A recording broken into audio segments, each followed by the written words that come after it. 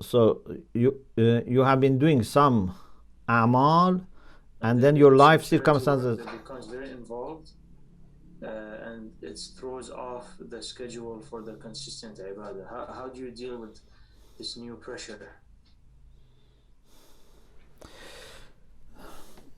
If it is done with careful calculation, and then there is something urgent that you have to prioritize, it's okay.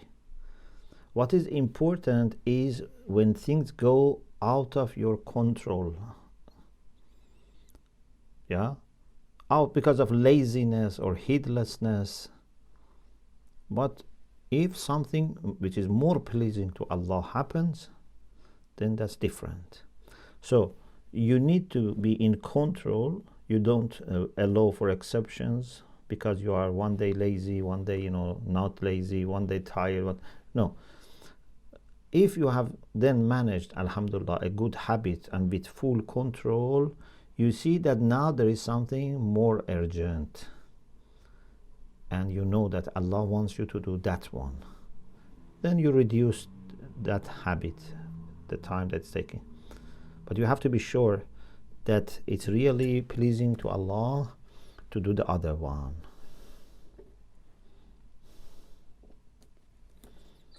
Thank you.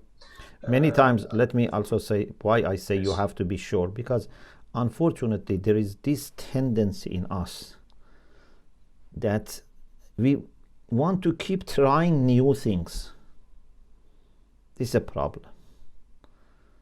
In Farsi we say از این شاخه به اون شاخه پریدن, like a bird. Few minutes on this branch, another time on next branch, cannot remain in one place. This is a very unfortunately common problem. People start something, after a few days start another thing, after a few days another thing. Even managers sometimes have this problem. When it comes to community and other things, this can be a disaster. They keep starting new things without making sure that the previous ones are established, have become permanent, or at least have been given enough time so that we can say, okay, they didn't work. Keep changing. This is not good. A sign of maturity and wisdom is you don't take any project easily. You don't undertake any project easily. But when you have taken it, you don't give up easily. You make sure that you finish it. This is why I'm saying that when you start something else, you must be sure that that work, the second one, is more pleasing to Allah. Not that it is just more exciting. This is a very important issue.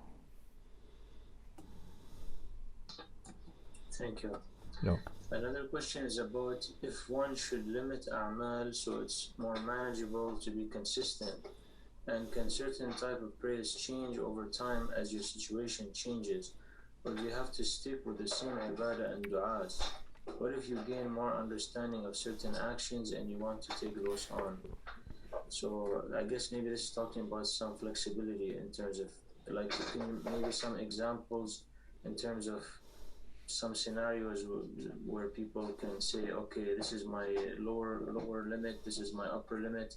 There's a hadith that says if there's iqbal, then you do tanaffalu, and if there's idbar, then you just do the fara'id, like some upper lower limit. Maybe they're asking something about this. Yes. We actually had this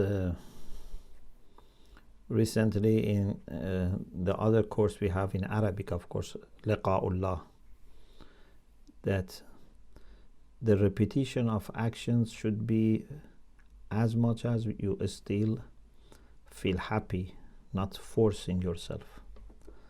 But if you don't a little bit stretch yourself, the laziness of nafs would not let you do anything and develop any habit. So a little bit pressure is good, and then little by little, then your nafs will be accustomed to. So how much I have to do in addition to wajibat? Wajibat are our red line. We cannot compromise about them. And salat at the beginning of time is almost like wajib. For wayfarer is necessary. Salat on time. But for example, nawafil, especially Salatul Layl, recitation of the Quran, these type of things, dua. I think if we have good time management, we can have on a daily basis half an hour at least half an hour for some of these mustahabbat, especially Salatul Layl, even if it is qadha. If you cannot do it in the night, at least qadha. A little recitation, a little dua, half an hour for contemplation, muhasabah. Even the busiest people, I think, they can have half an hour extra to wajibat. Talaba asked Imam Khomeini, I heard this from one of my teachers in early years of Hawza, asked Imam Khomeini, what should we do when there is a conflict, tazahum, between Salatul Layl and studying? It's a very difficult question because studying is very important. Salatul Layl is also very important. Maybe some people say even studying can be sometimes wajib. If there is no enough alim, then for some people who have gone into this becomes even wajib ta'ini. Because wajib kifai for some people who have embarked on it might become necessary and decisive. So he asked Imam Khomeini this question: what should we do to prioritize between studying and Salatul Layl? Imam Khomeini said Salatul Layl doesn't take that much time.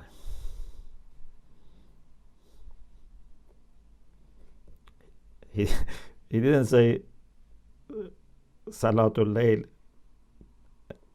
takes precedence over a study, and then the person says every mustahab can do this, or a study takes precedence so you don't do Salatul Layl. He said Salatul Layl doesn't take that much time. If you are really a good student and during the day you are studying and then you spend 15-20 minutes, half an hour on Salatul Layl, it's not going to bother to harm your studies. So this much, like half an hour, I think everyone can really do it. More than that, then you can, for example, in the months of Ramadan, you can do more. On Fridays, maybe you can do more. Special occasions, you can do more. Or if your life allows, okay, make this 1 hour every day. So something between half an hour to 1 hour, 2 hours, I think would be manageable and reasonable depending on your life condition. Thank you very much, Sheikh. Very valuable and helps. Sure. Assalamu alaikum. My next Alaikum question, assalam. Alaikum assalam. how do we know which spiritual acts are compatible with our capacity and chemistry? For example, if I'm reciting parts of Dua Abu Hamza every night, is it something which is harming me or benefiting me? No, as long as you are enjoying and there's nothing more urgent, it's fine. As I said, priority goes to some recitation of Quran, some nawafil, and some dua. So if you can do some recitation of Quran, some nawafil, some dua Abu Hamza, it's excellent.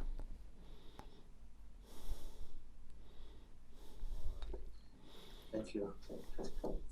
To clarify this, basically it means you allot some time for these specific types of extra a'mal, but there can be some variety depending on the directedness of the heart towards one thing or the other. Yeah. Within that category. Yes. How much you enjoy, how much you find it relevant to yourself. Maybe now you really connect to Dua Abu Hamza, that's great. Appreciate this opportunity, contemplate on Dua Abu Hamza. Maybe another time, Munajat Sha'baniyah. Allama Mustafavi in Liqa'ullah, he says, the best dua and dhikr are those that you relate to them.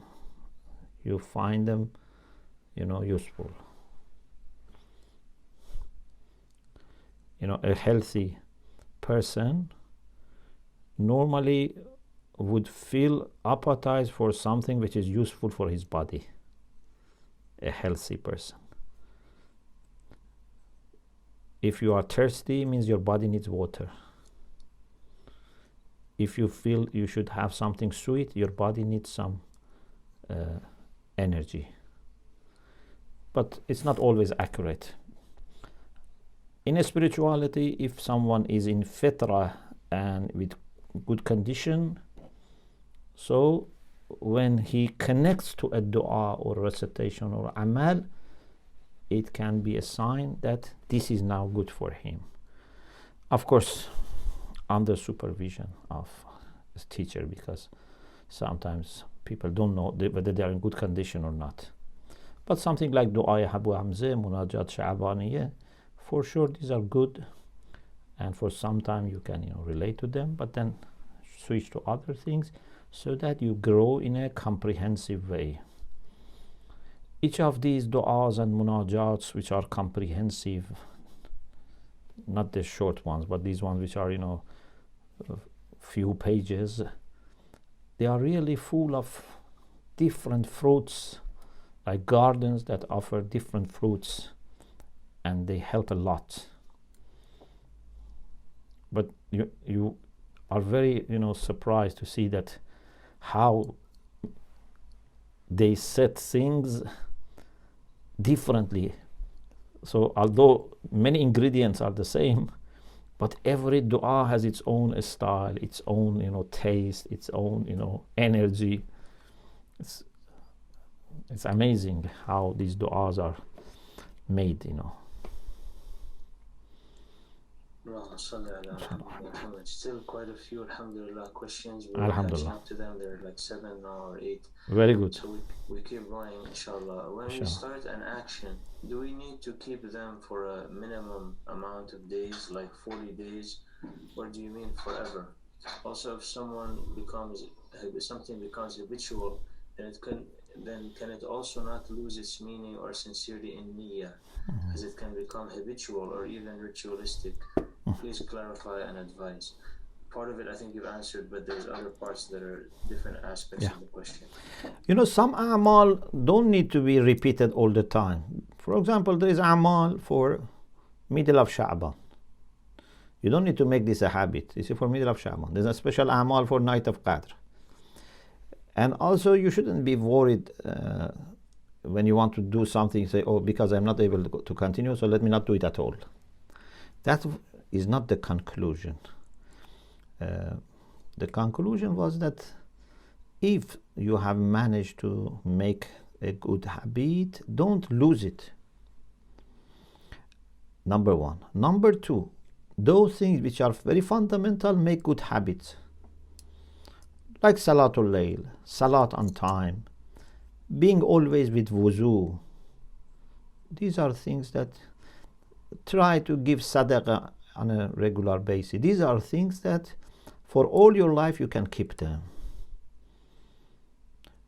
Then, in addition to that, for example, Dua Nudbe on Friday, for example, if you can make it habit. Dua Ahd after, if you can make it. Salatul Jama'ah, so you can build different layers, and some would be something that you don't compromise about. Some would be something that maybe some days you can be compromising about. So build different levels of actions and habits, and don't let all of the things collapse.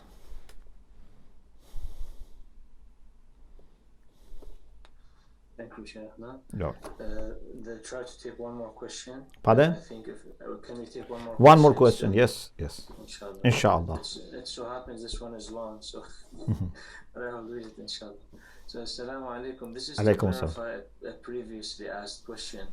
What if after hearing du'as thousands of times, read superficially by different people in different places, put on audios, etc., a person starts associating them with a kind of formal talk, something that is just being said here and there, and wants to detach from it and take a break, and generally prefers silent remembrance or other kinds of relating to Allah that doesn't bring any other associations. For example, with people we love, we don't always want to engage verbally and say many words. So maybe this person, aside of obligatory acts, somehow doesn't want to be verbal or formal. They may still do it, but this is not the preference. Can after this he or she gradually return to a fresh look at popular du'as, munajats, ziyarats, and how?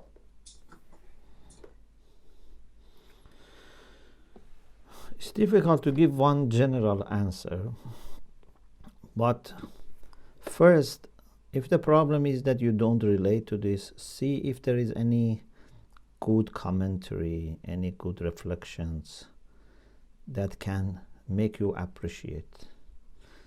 For example, if there is a very beautiful artistic picture by one of the greatest painters in the history in front of me, I am gifted this frame and it's in my, living room, but I don't understand anything. So I can remove it for someday and put it somewhere, for example, in the storage, and then bring it back.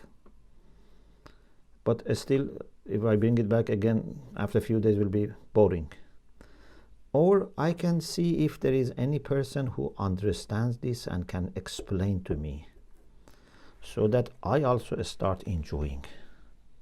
Because I see there are people who enjoy this. Why I am not enjoying? So maybe I need someone to introduce me to this.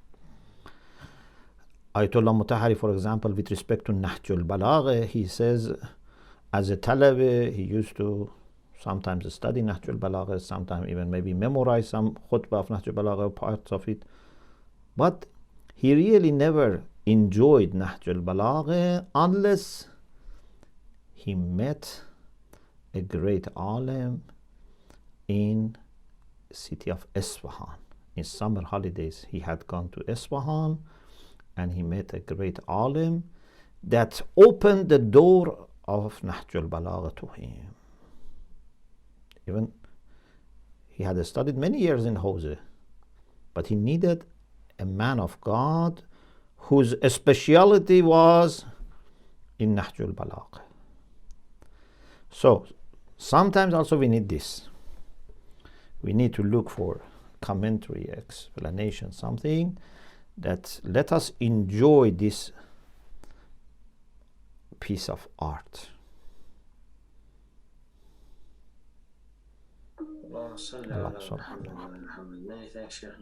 Thank you very much. May Allah bless all of you, and iltimas dua, and thanks for your messages. Lots of thank yous coming through. May Allah bless you. Thank you very much. You too. Eid Mubarak. Thank you. Mubarak inshallah to all of you. Iltimas dua. Fi amallah. Iltimas dua. Thank you very much. May Allah bless you. Thank you. Jazakumullah khairan. Thank you for all your kind messages and your du'as. Thank you very much.